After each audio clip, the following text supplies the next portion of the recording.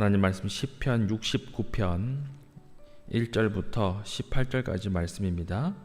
시편 69편 1절부터 18절까지 말씀, 구약성경 850페이지 시편 69편 1절부터 18절까지 말씀 한 절씩 교독하고 마지막 절은 함께 읽겠습니다.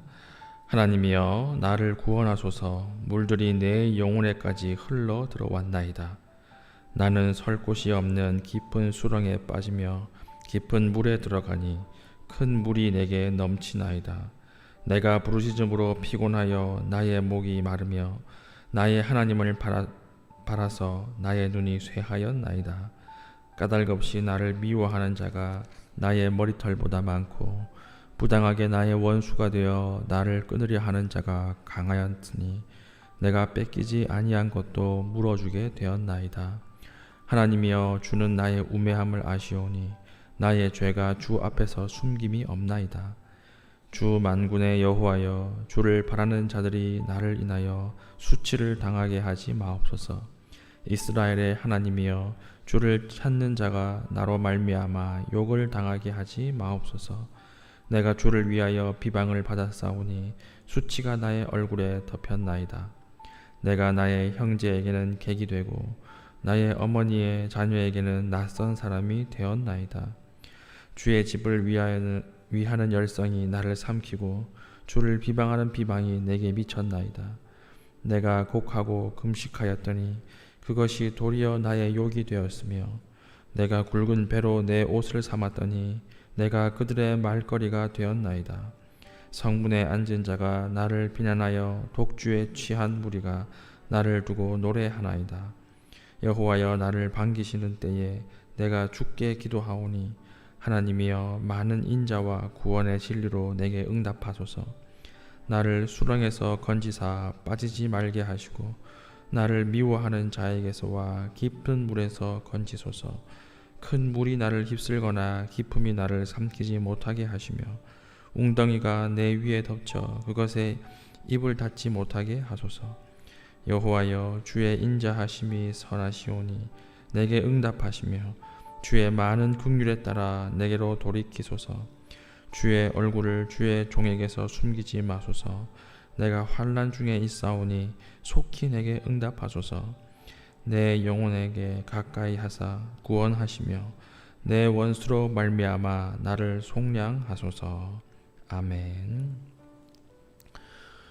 우리가 신문을 보거나 뉴스를 보거나 세상을 살다 보면 하나님이 계신데 어떻게 이런 일이 있을 수 있을까 하는 일들을 많이 접하게 됩니다.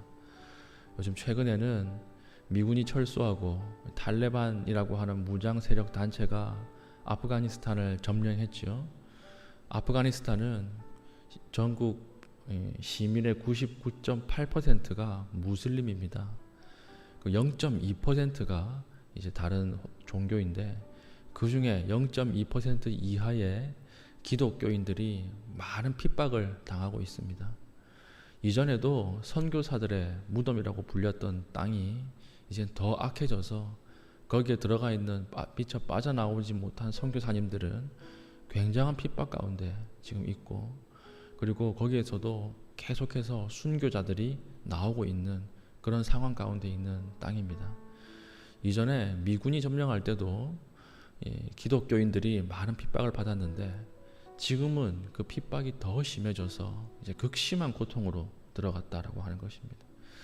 어떻게 하나님이 계시면 이렇게 상황이 더 안 좋아질 수 있을까, 이런 생각을 하게 되는 것입니다. 우리나라도 아프가니스탄과 비슷한 상황이었습니다. 우리나라도 별명이 무엇이냐면 조선, 이꼴, 선교사들의 무덤, 선교사들의 공동묘지였습니다. 100명 오면 오다가 50명 죽었어요. 오다가 50명 죽고 와서 6개월 안에 49명 가까이가 죽었어요. 남아있는 한 명이 복음을 전하다가 쓸쓸하게 죽었습니다. 수많은 사람들이 죽었습니다. 전라남도 영광에 보면 예월교회라고 하는 교회가 있습니다. 전 세계에 유례 없는 기록을 가지고 있는 교회인데 그 교회가 어떤 교회냐면 전 교인이 모두 다 순교당한 교회입니다. 전 교인 전체가 다 순교당했어요. 이 좌파 사상으로 몰려가지고 교인들이 그 교회 안에서 모두 다 죽었습니다. 예수 믿는다는 것 때문에 그 교인들이 다 죽어서 전라남도 영광 예월교회 그 마을에는 예수 믿는 사람이 한 명도 없었습니다. 그리고 예수를 믿겠다는 사람도 당분간 나오지 않았던 교회입니다. 왜냐하면 믿는 사람들이 다 죽었기 때문에. 그것을 또 마을 사람들이 다 보지 않았겠습니까? 다 본 이후에 예수 믿으면 이 씨가 마른다, 집안이 망한다 라고 하는 소문이 퍼져서 전도가 되지 않았던 마을이 바로 전라남도 영광의 예월교회라고 하는 교회입니다. 우리가 잘 아는 제암리교회라는 교회도 있죠. 만세운동을 주동했다라고 하는 누명을 씌워서 제암리교회 믿는 사람들을 다 넣어놓고 거기에 교회에 불을 질렀습니다. 그 안에서 타 죽고 빠져나오는 사람들을 총으로 사살하는 그런 끔찍한 일이 제암리교회라고 하는 그런 교회에 있었고, 이들이 순교의 제물이 되었습니다. 어떻게 하나님이 계시면 이런 일이 있을 수 있을까요? 악한 사람들도 잘 먹고 잘 사는데 하나님을 위해서 잘 사는 사람, 하나님을 위해서 열심히 봉사하는 사람이 하나님 순교의 제물로 받으시는 거예요. 정말 이걸 보면서 하나님 정말 계시는가? 하나님이 정말 이 땅에 계시고 우리와 함께 하시는가? 그런 영적인 아주 어려움에 궁핍에 빠지는 사람들이 많이 있다는 것입니다. 하나님에 대한 완전한 절망, 영적인 파산 상태, 이런 상태가 우리에게도 가끔씩 찾아올 때가 있습니다. 다윗이 바로 이런 상황에 있습니다. 다윗이 지금 급한 상황에서 하나님 앞에 살 소망, 숨 쉴 수 있는 소망까지도 다 끊어진 상태가 오늘 시편 69편의 상황이라는 거예요. 1절 보십시오. 하나님이여 나를 구원하소서. 물들이 내 영혼에까지 흘러 들어왔나이다. 그러니까 영적인 익사 상황이에요. 지금 영적인 익사 상태. 물이 지금 내 코까지 밀어닥쳐서 내가 지금 빠져 죽게 되었습니다. 시간이 없죠. 굉장히 급박한 상황이죠. 그런데 하나님 어떻게 하세요? 침묵하시는 거예요. 2절 보십시오. 나는 설 곳이 없는 깊은 수렁에 빠지며 깊은 물에 들어가니 큰 물이 내게 넘치나이다. 3절 내가 부르짖음으로 피곤하여 나의 목이 마르며 나의 하나님을 바라서 나의 눈이 쇠하였나이다. 나의 목이 말랐다. 이 말은 부르짖다가 목이 가버린 거예요. 목이 상해버린 것입니다. 그때까지도 하나님 침묵하고 계시는 거예요. 나의 눈이 쇠하였나이다. 눈이 빠지는 상황까지, 눈이 빠지도록 하나님을 기다렸는데 하나님은 침묵한다는 거예요. 어떤 내용입니까? 4절 까닭 없이 나를 미워하는 자가 나의 머리털보다 많고 부당하게 나의 원수가 되어 나를 끊으려 하는 자가 강하다. 지금 나를 죽이려 하는 사람들이 머리카락만큼 많이 있습니다. 이 사람들이 내 앞에서 지금 손가락 하나만 까딱하면 내가 그 자리에서 죽는 그런 상황입니다. 7절 내가 주를 위하여 비방을 받았사오나 수치가 나의 얼굴에 덮였나이다. 나는 주를 위해서 잘 살았습니다. 나는 주를 위해서 뭘 한다고 했습니다. 그런데 결과가 무엇입니까? 하나님의 버림받고 원수들 앞에서 지금 비참하게 죽어야 하는, 수치를 당하면서 죽어야 하는 그런 상황입니다. 비방과 욕을 당하는 자리에 지금 내가 있습니다. 8절 내가 나의 형제에게는 객이 되고 나의 어머니의 자녀에게는 낯선 사람이 되었나이다. 형제와 부모에게도 버림받는 상황, 형제나 부모도 나의 상황을 이해하지 못하고 버림받는 그런 상황, 형제에게도 비방과 수치를 당하는 그런 상황입니다. 그러니까 앞에서 이야기했던 예월교회나 제암리교회나 똑같은 상황이죠. 지금 현재 일어나고 있는 이 탈레반 순교자들 똑같은 상황. 제가 본문을 보면서 어떻게 이렇게 이 절망적인 상황이 역사적으로 계속 반복되고 되풀이되는 것인가, 참 의아했던 그런 경험이 있습니다. 어떻게 이렇게 이 인간의 절망, 하나님의 침묵은 계속해서 다윗 때, 그리고 제암리 교회 때, 예월 교회 때, 오늘날 우리에게 반복되는 것일까? 하나님 왜 이렇게 가만히 침묵하고 계시는 것일까? 이런 의문이 저조차도 들고, 만약에 내가 이 상황 가운데 있다면 나는 믿음을 버리지 않을 수 있을까? 나는 끝까지 믿음을 지키고 순교의 자리로 갈 수 있을까? 이런 깊은 묵상이 생겼던 구절입니다. 자, 우리 같으면 어떻게 할까요? 우리 같으면 이 상황에서 어떤 선택을 할까요? 하나님을 배반하고 한 번만 부인하면 목숨이 살 수 있는 이 자리에서 부인할까요? 그런데 바른 믿음, 아름다운 믿음은요, 이 속에서도 하나님을 찾게 만듭니다. 정확한 믿음, 하나님을 아는 믿음은 순교의 상황 가운데서도 하나님을 찾게 만드는 힘이 있다는 것을 오늘 본문 가운데 발견했던 것이죠. 이렇게 급박한 상황, 영적인 익사 상황 가운데서도 다윗의 고백은 순간순간 하나님을 찾고 하나님을 신뢰하는 것으로 드러납니다. 5절 보십시오. 하나님이여, 주는 나의 우매함을 아시오니 나의 죄가 주 앞에서 숨김이 없나이다. 자기가 죄인이라고 하는 고백을 합니다. 이 급박한 상황 속에서도 나는 죄인입니다 라고 하는 고백을 하는 것입니다. 그리고 6절, 주 만군의 여호와여, 주를 바라는 자들이 나를 인하여 수치를 당하게 하지 마옵시고, 이스라엘의 하나님이여, 주를 찾는 자가 나로 말미암아 욕을 당하게 하지 마옵소서. 이 상황 속에서도 자신의 안위가 아니라 하나님의 영광을 구하는 거예요. 회개하고 하나님의 영광을 구하는 기도를 하고 있습니다. 14절부터 16절까지가 기도의 내용인데 16절만 보겠습니다. 여호와여, 주의 인자하심이 선하시오니 내게 응답하시며 주의 많은 긍휼에 따라 내게로 돌이키소서. 그러니까 오늘 짧은 이 급박한 상황 속에서도 회개와 하나님의 영광을 바라는 것과 기도하는 것이 동시에 나오고 있습니다. 바른 믿음은 하나님 앞에 급박한 상황 가운데서도 하나님을 찾게 만든다는 거예요. 영적인 파산 상태에서도 하나님을 찾게 만드는 힘이 있다는 것입니다.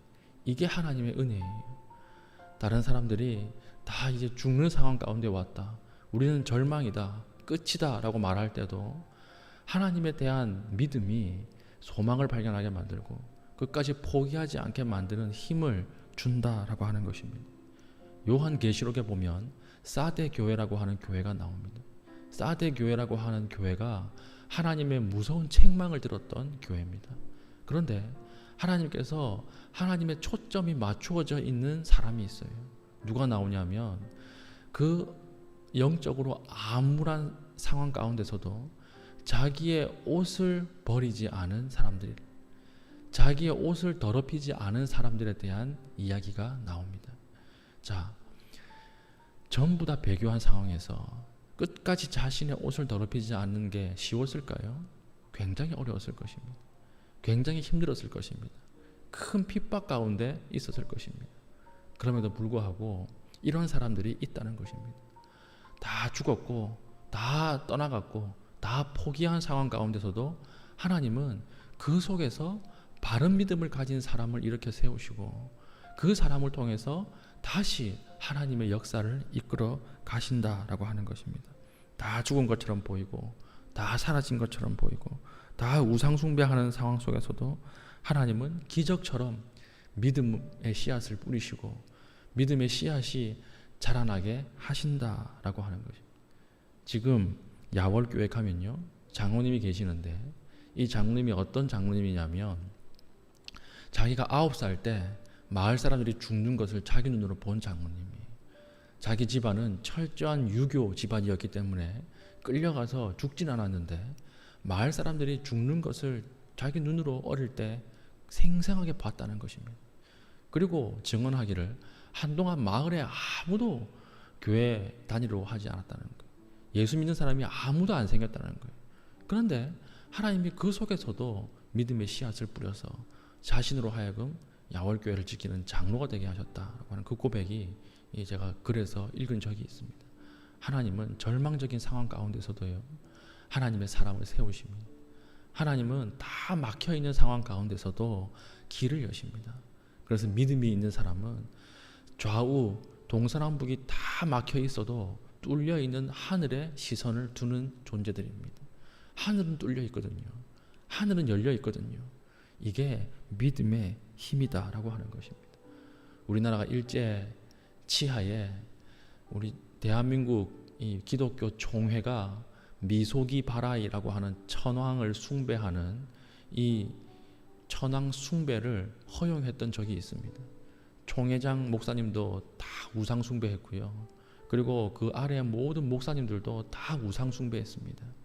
예배 드리기 전에 천황을 위해서 경례하고 천황을 위해서 예배하고 기독교 예배를 시작했던 적이 이 우리나라에 있었다는 것입니다.